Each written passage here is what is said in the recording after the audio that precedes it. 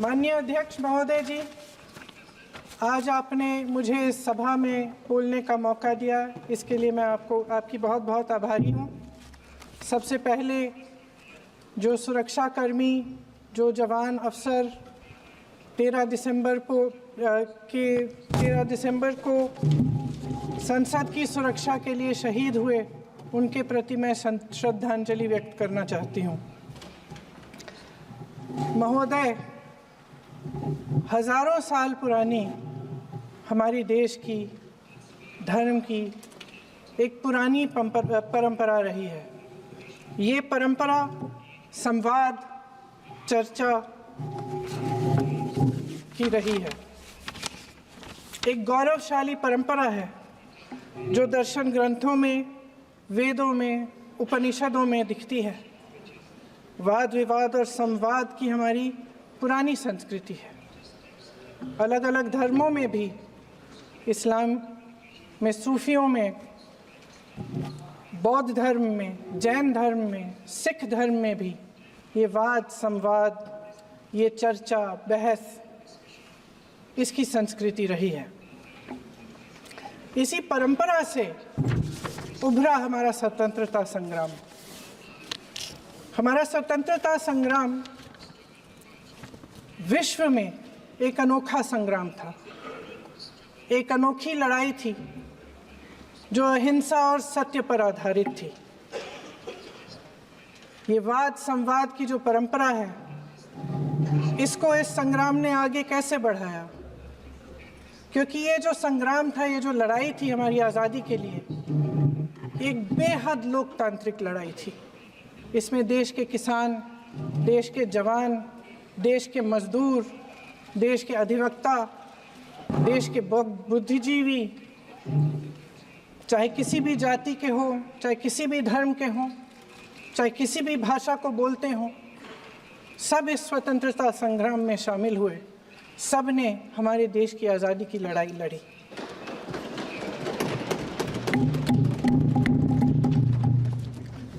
और उसी आज़ादी की लड़ाई से एक आवाज़ उभरी जो हमारी देश की आवाज़ थी।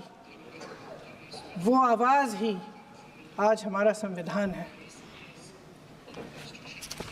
साहस की आवाज़ थी, हमारी आज़ादी की आवाज़ थी, और उसी की गूंज ने हमारे संविधान को लिखा और बनाया। ये सिर्फ एक दस्तावेज नहीं है। बाबा साहेब अम्बेडकर, मौलाना आज़ाद जी, राजगोपालाचारी जी और जवाहरलाल नेहरू जी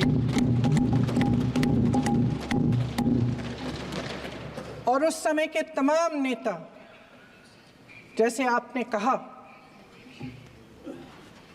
इस संविधान को बनाने की जो कार्य में सालों के लिए जुटे रहे। हमारा संविधान इंसाफ, उम्मीद, अभिव्यक्ति और आकांक्षा की वो ज्योत है जो हर हिंदुस्तानी के दिल में जलती है। अध्यक्ष महोदय, इस ज्योत ने हर एक भारतीय को ये पहचानने की शक्ति दी कि उसे न्याय मिलने का अधिकार है, कि उसमें अपने अधिकारों के लिए आवाज़ उठाने की क्षमता है, कि जब वो आवाज़ उठाएगा तो सत्ता को उसके सामने झुकना पड़ेगा। इस संविधान ने हर एक देशवासी को ये अधिकार दिया कि वो सरकार बना भी सकता है और सरकार बदल भी सकता है। ये ज्योत जो हर हिंदुस्तानी के दिल में जलती है, उसने हर हिंदुस्तानी को ये विश्वास दिया कि देश की संपत्ति में, देश की दौलत में, संसाधनों में उसका भी हिस्सा है, कि उसे एक सुरक्षित भविष्य की उम्मीद का अधिकार है, कि देश बनाने में भी उसकी भागीदारी है। उम्मीद और आशा की ये ज्योत मैंने देश के कोने कोने में खुद देखी है। उन्नाव में मैं एक रेप पीड़िता के घर गई। उसे जलाकर मार डाला था। वो शायद 20-21 साल की होगी। हम सब के बच्चे हैं। हम सोच सकते हैं कि अगर हमारी बेटी के साथ बार बार बलात्कार हुआ और फिर जब वो अपनी लड़ाई लड़ने के लिए गई तो उसको जलाकर मार डाला गया होता तो हम पर क्या बीतती। मैं उस बच्ची के पिता से मिली। उसके खेत जलाए गए थे, उसके भाइयों को पीटा गया था, उसके पिता को बाहर से घर के बाहर घसीट कर मारा गया था। उस पिता ने मुझे बताया कि बेटी, मुझे न्याय चाहिए। मेरी बेटी अपने एफआईआर को दर्ज करने के लिए जब ज़िले में गई तो उसको मना किया गया। अगले ज़िले में जाना पड़ा उसे। वो रोज़ सुबह 6 बजे उठकर तैयार होकर अकेली अपने मुकदमे को लड़ने के लिए अगले ज़िले में ट्रेन से जाती थी। उसके पिता ने मुझे कहा कि मैंने उससे कहा, बेटी अकेले मत जाओ, छोड़ दो ये लड़ाई। लेकिन उसकी बेटी ने उसको जवाब दिया कि नहीं पिताजी, मैं अकेली जाऊंगी, मैं लड़ूंगी, ये मेरी लड़ाई है, मैं इसको लड़ूंगी। ये लड़ने की क्षमता, ये हिम्मत उस लड़की को और करोड़ों भारत की नारियों को हमारे संविधान ने दी। आगरा में मैं अरुण वाल्मीकि के घर गई। अरुण वाल्मीकि पुलिस स्टेशन में काम करता था, सफाई का काम करता था। आप सोच सकते हैं हमारी तरह उसका भी परिवार था। नई नई शादी हुई थी, 2-3 महीनों का बच्चा था। पुलिस स्टेशन में चोरी हो गई।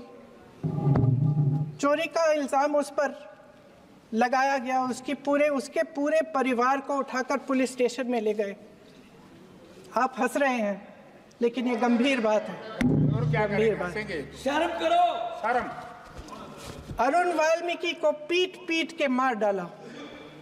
उसकी बीवी को पीटा, उसके पिता के नाखून निकाले, उसके पूरे परिवार को पीटा गया। जब मैं उस जवान महिला से मिलने गई जो अभी अभी विधवा हुई थी, तो उसने मुझे कहा कि दीदी, हमें सिर्फ एक चीज़ चाहिए, हमें न्याय चाहिए और हम इस न्याय के लिए लड़ते रहेंगे, चाहे कुछ भी हो जाए। ये हिम्मत उस महिला को हमारे संविधान ने दी।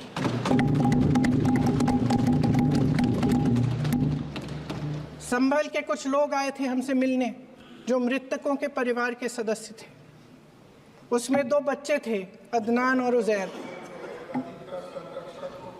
अब सुनिए। उसमें 2 बच्चे थे, अदनान और उजैर। एक बच्चा मेरे बच्चे की उम्र का है, दूसरा उससे छोटा 17 साल का है। दर्जी के बेटे थे। दर्जी का एक ही सपना था कि वो अपने बेटों को पढ़ाएगा, लिखाएगा। एक बेटा डॉक्टर बनेगा, एक बेटा भी सफल होगा दूसरा बेटा भी अपने जीवन में सफल होगा। उनके पिताजी हर रोज़ उनको स्कूल छोड़ते थे। उस दिन भी स्कूल छोड़ने के बाद अपनी दुकान में चले गए। उन्हें पता नहीं था कि विवाद हो रहा है। उन्होंने भीड़ देखी, घर आने की कोशिश की तो पुलिस ने गोली से मार डाला। वो 17 साल का बच्चा अदनान मुझसे कहता है, वो 17 साल का बच्चा अदनान मुझसे कहता है कि मैं बड़ा होकर डॉक्टर बन के दिखाऊंगा, मैं अपने पिता का सपना साकार करूंगा। ये सपना, ये आशा उसके दिल में हमारे संविधान ने डाली। अध्यक्ष महोदय, हमारे देश के करोड़ों देशवासियों के संघर्ष में, अपने अधिकारों की पहचान में, इनकी कठिन से कठिन परिस्थितियों से लड़ने की अपार हिम्मत में और देश से न्याय की अपेक्षा में हमारे संविधान की ज्योत जल रही है। मैंने हमारे संविधान की ज्योत को जलते हुए देखा है और इसके साथ साथ ये भी समझा है कि हमारा संविधान एक सुरक्षा कवच है। एक ऐसा सुरक्षा कवच है जो देशवासियों को सुरक्षित रखता है, न्याय का कवच है, एकता का कवच है और अभिव्यक्ति की आज़ादी का कवच है। दुख की बात यह है कि मेरे सत्ता पक्ष के साथी जो बहुत बड़ी बड़ी बातें करते हैं, इन्होंने इन 10 सालों में ये सुरक्षा कवच, सत्ता पक्ष के मेरे साथियों ने ये सुरक्षा कवच तोड़ने का पूरा प्रयास किया है। संविधान में सामाजिक, आर्थिक और राजनीतिक न्याय का वादा है। ये वादा एक सुरक्षा कवच है जिसको तोड़ने का काम शुरू हो चुका है। लैटरल एंट्री और निजीकरण के जरिए ये सरकार आरक्षण को कमजोर करने का काम कर रही है। अगर लोकसभा में ये नतीजे नहीं आए होते तो ये संविधान बदलने का काम भी शुरू कर लेते।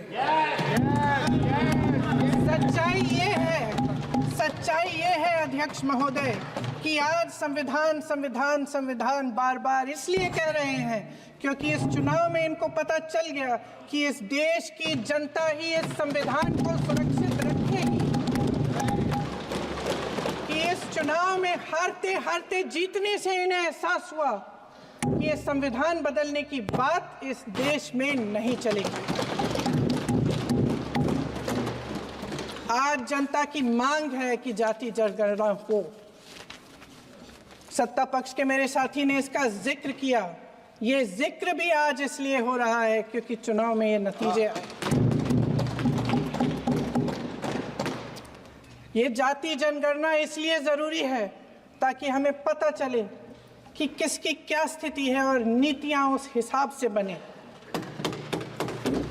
इनकी गंभीरता का प्रमाण ये है कि जब चुनाव में पूरे विपक्ष ने जोरदार आवाज उठाई कि ये जाति जनगणना होनी चाहिए, तो इनका जवाब देखिए। इनका जवाब भैंस भाग भैंस चुरा लेंगे, मंगलसूत्र चुरा लेंगे, इनका ये जवाब था। ये गंभीरता है इनकी जाति जनगणना पर। महोदय, हमारे संविधान ने आर्थिक न्याय की नींव डाली, किसानों, गरीबों और को जमीन बांटी, भूमि सुधार किया, जिसका नाम लेने से कभी कभी आप झिझकते हैं और कभी कभी उनका नाम धड़ाधड़ इस्तेमाल किया जाता है अपने आप को बचाने के लिए। उन्होंने HAL, BHEL, SAIL, GAIL, ONGC, NTPC, railways, IIT, IIM, oil refinery, तमाम PSU बनाए। अध्यक्ष महोदय, उनका नाम पुस्तकों से मिटाया जा सकता है, उनका नाम भाषणों से मिटाया जा सकता है, लेकिन जो उनकी भूमिका रही इस देश की आज़ादी के लिए और इस देश के निर्माण के लिए, वो इस देश से कभी मिटाया नहीं जा सकता। 75 सालों में जनता का भरोसा रहा कि नीतियाँ बनेंगी तो जनता की भलाई के लिए बनेंगी। जल जंगल जमीन का अधिकार मिला आदिवासी भाई बहनों को। इंदिरा जी ने बैंकों का राष्ट्रीयकरण करवाया, खदानों का राष्ट्रीयकरण कराया। कांग्रेस और यूपीए की सरकारों में शिक्षा का, भोजन का अधिकार मिला। 75 सालों में जनता का भरोसा मिला। पहले संसद चलती थी तो जनता की उम्मीद होती थी कि सरकार महंगाई और बेरोजगारी पर चर्चा करेगी, कोई उपाय निकालेगी, कोई रास्ता निकालेगी। लोग मानते थे कि अगर कोई नई आर्थिक नीति बनेगी तो देश की अर्थव्यवस्था को मजबूत बनाने के लिए बनेगी, तो भारतीय बाजार को मजबूत बनाने के लिए बनेगी, उनके भविष्य को मजबूत बनाने के लिए बनेगी। किसान और आदिवासी भाई बहन भरोसा करते थे कि यदि जमीन के कानून में संशोधन होगा तो उन्हीं की भलाई के लिए होगा। आप नारी शक्ति की बात करते हैं। आज चुनाव की वजह से शायद इतनी बातचीत हो रही है नारी शक्ति के बारे में, क्योंकि हमारे संविधान ने महिलाओं को ये अधिकार दिया उनकी शक्ति को परिवर्तित किया वोट में, और आज आपको पहचानना पड़ रहा है कि महिलाओं के बिना, कि नारी शक्ति के बिना ये सरकारें नहीं बन सकती हैं। इसीलिए आज आप नारी शक्ति की बातें दोहरा रहे हैं। जो आप नारी शक्ति का अधिनियम लाए हैं उसको लागू क्यों नहीं करते? वो 10 साल बाद लागू क्यों होगा? क्या आज की नारी 10 साल इंतजार करेगी उसके लागू करने के लिए? क्या बात है, क्या बात है।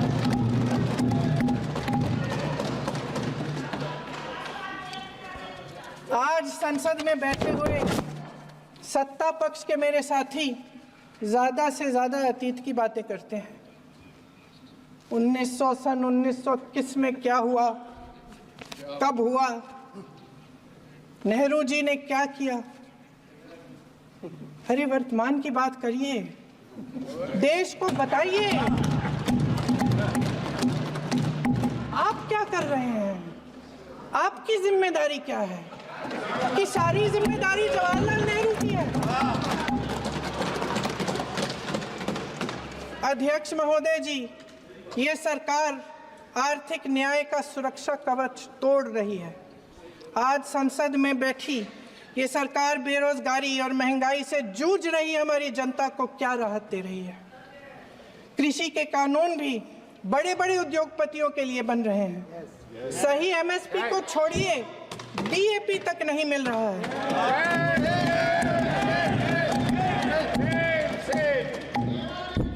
वायनाड से लेकर ललितपुर तक इस देश का किसान रो रहा है। आपदा आती है तो उसको कोई राहत नहीं मिलती।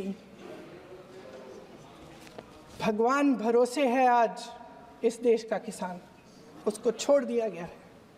आज हिमाचल में देखिए, जितने भी कानून बने हैं वो सब बड़े बड़े उद्योगपतियों के लिए बन रहे हैं।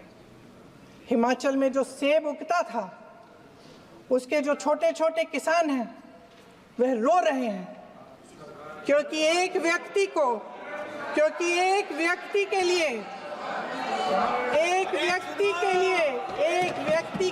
सब कुछ बदला जा रहा है। सुनने की हिम्मत रखो। मैं अध्यक्ष महोदय जी, अध्यक्ष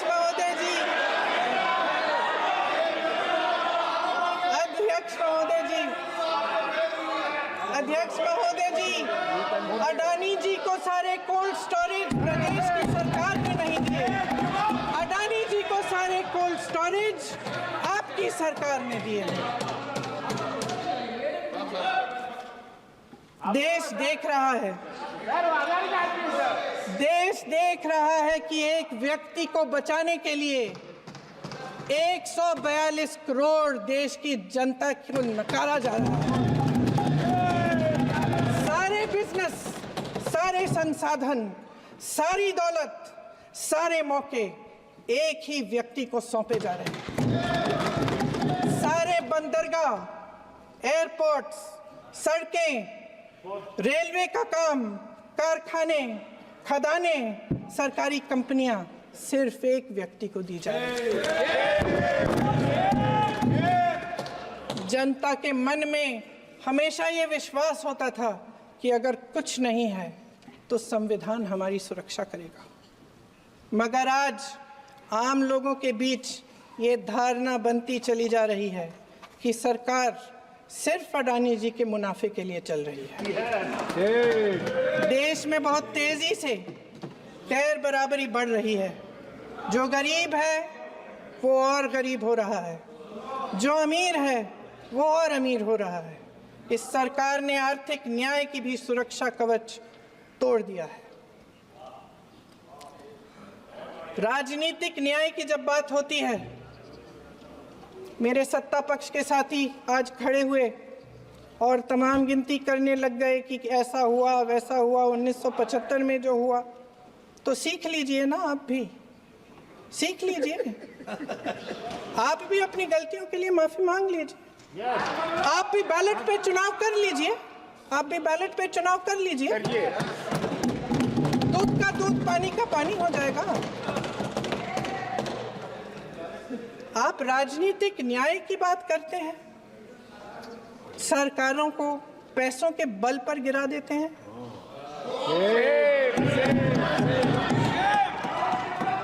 मेरा आग्रह है कि अपन संविधान में सकारात्मक बोले।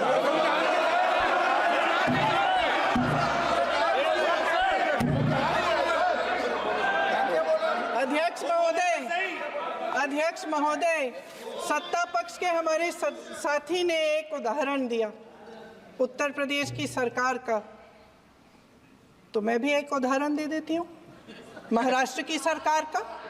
मैं भी एक उदाहरण दे देती हूँ हिमाचल की सरकार को तोड़ने की कोशिश किसने की, पैसों के बल पे की, गोवा की सरकार। तमाम उदाहरण है। राजस्थान की क्या ये सरकारें जनता ने नहीं चुनी थी? क्या संविधान इन पर लागू नहीं था?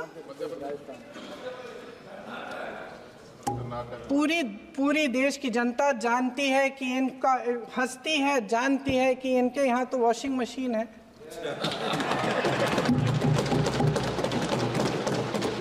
तो यहाँ से वहाँ जाता है, वो धुल जाता है। इस तरफ दाग, उस तरफ स्वच्छता। और मेरे कई ऐसे साथी हैं जो इस तरफ होते थे उस तरफ चले गए, मुझे दिख भी रहे हैं, वॉशिंग मशीन में शायद धुल गए हैं। अध्यक्ष महोदय, जहां भाईचारा और अपनापन होता था, जहां हमारे संविधान ने एकता का सुरक्षा कवच दिया था, वहां शक और घृणा के बीज बोए जा रहे हैं। एकता का सुरक्षा कवच तोड़ा जा रहा है। प्रधानमंत्री जी यहाँ सदन में संविधान की किताब को यूं माथे से लगाते हैं, लेकिन संभल में, हाथरस में, मणिपुर में जब न्याय की गुहार आती है, उठती है, तो उनके माथे पे शिकन तक नहीं आता।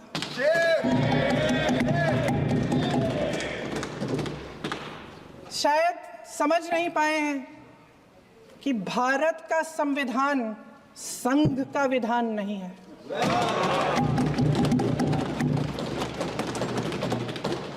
भारत के संविधान ने हमें एकता दी, हमें आपसी प्रेम दिया।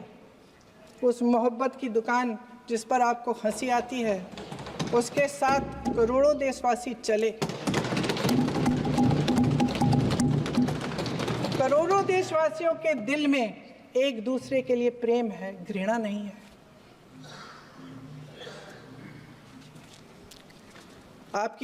इनकी जो विभाजनकारी नीतियां हैं, उसका नतीजा हम रोज देखते हैं।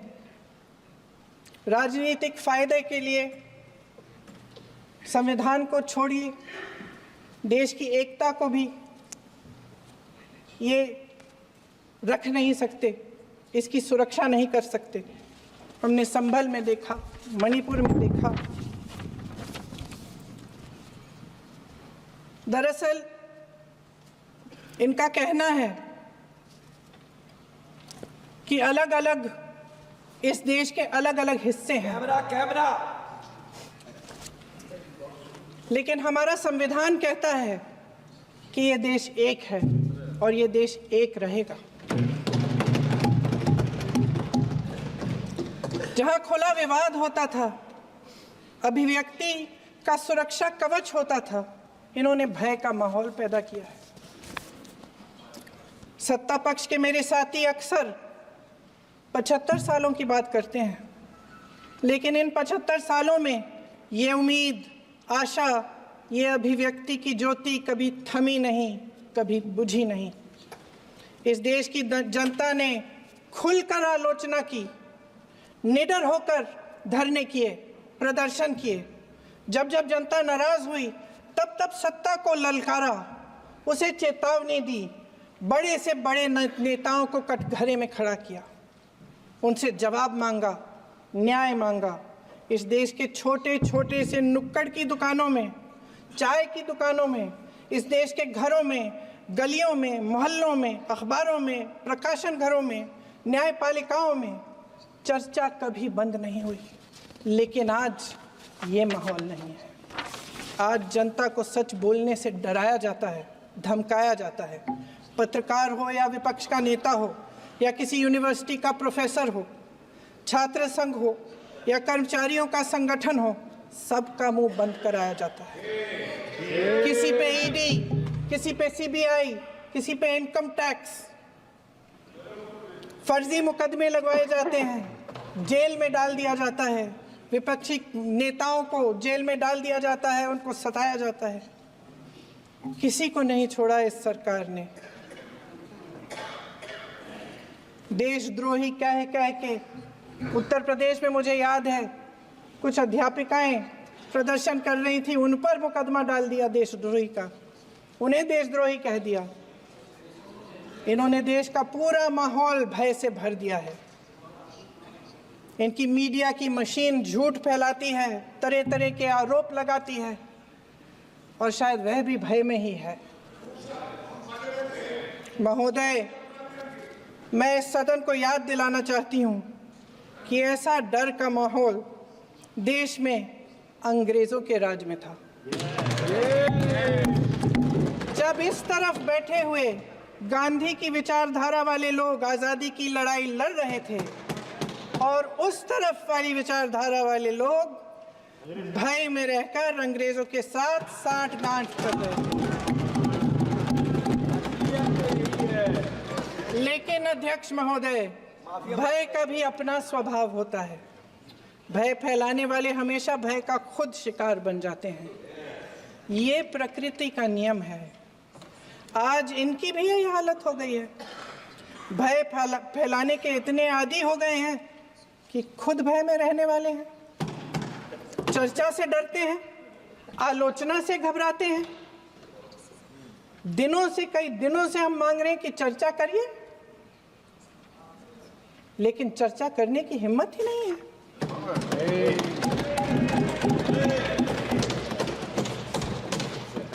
एक कहानी होती थी अध्यक्ष महोदय, शायद बचपन में आपने भी सुनी होगी। राजा भेष बदलकर बाजार में आलोचना सुनने जाता था। ये सुनने जाता था कि प्रजा मेरे बारे में क्या कह रही है, मैं सही रास्ते पे चल रहा हूं कि नहीं। लेकिन आज का राजा, भेष तो बदलते हैं आज के राजा, शौक तो है उनको भेष बदलने का, लेकिन न जनता के बीच जाने की हिम्मत है और न आलोचना सुनने की। महोदय, मैं तो सदन में नहीं हूं।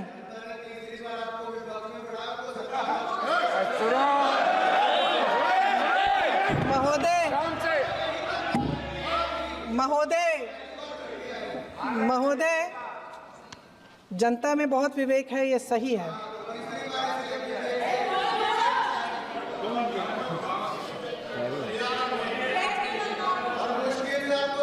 अच्छा महोदय, मैं सदन में नहीं हूँ। कुछ हाँ ठीक है, मैं सदन में नहीं हूँ, मात्र 15 दिनों से आ रही हूँ। लेकिन मुझे ताज्जुब होता है कि इन 15 दिनों में इतनी बड़े इश्यूज हैं, इतनी बड़ी बातें हैं। प्रधानमंत्री जी मात्र एक दिन के लिए, शायद 10 मिनट के लिए दिखे हैं सब।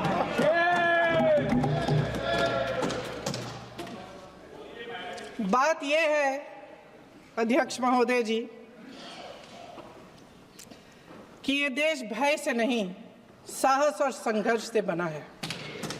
इसको बनाने वाले देश के किसान, जवान, देश के करोड़ों मजदूर और गरीब जनता है। संविधान इनको साहस देता है। मेहनती मिडिल क्लास है। और इस देश के जो करोड़ों देशवासी हैं, जो रोजाना भयंकर परिस्थितियों का सामना करते हैं, उनको साहस देता है। वायनाड में जो आपदा आई, उसमें एक छोटा लड़का था 17 साल का। 6 घंटों के लिए उसने अपनी माँ को बचाने की कोशिश की।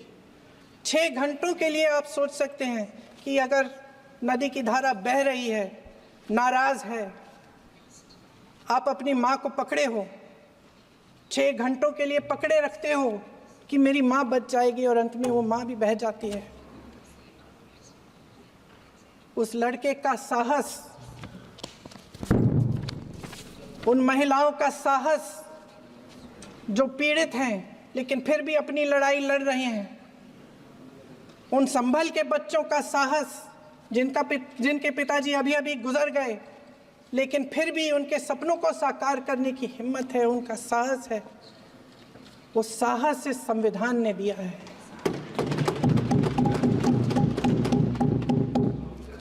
वो आत्मविश्वास इस संविधान ने दिया है। ये देश भय से नहीं चल सकता, ये देश साहस से ही चलेगा।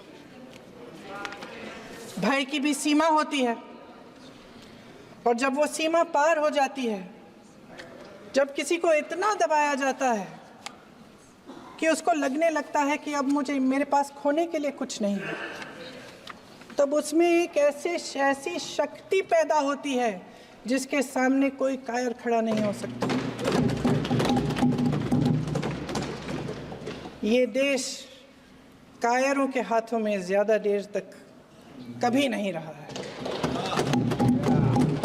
ये देश उठेगा, ये देश लड़ेगा, सत्य मांगेगा, सत्यमेव जयते। जय हिंद।